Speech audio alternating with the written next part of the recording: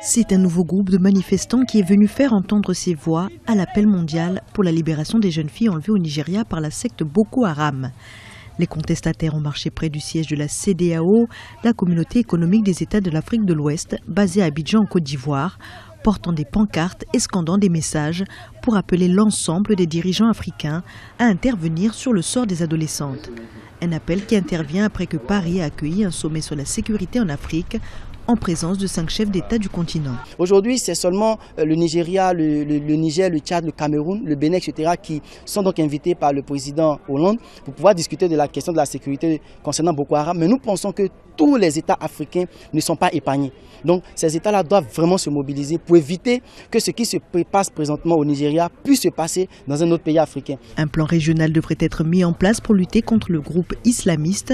Certains analystes estiment toutefois l'aide régionale insuffisante en raison de la taille et de la situation géographique du Nigeria.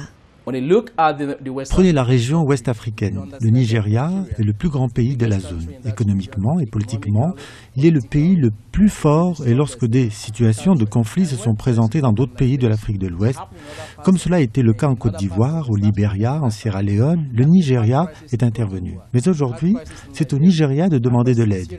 Il ne faut pas s'attendre à ce que des pays ouest-africains en fassent autant pour le Nigeria. Si les manifestations de soutien se poursuivent partout dans le monde pour demander la libération des plus de 200 filles enlevées par les membres de Boko Haram, ces derniers continuent de sévir dans les États du nord du Nigeria en toute impunité. En 5 ans, le groupe est devenu la plus grande menace pour la stabilité du premier producteur de pétrole d'Afrique.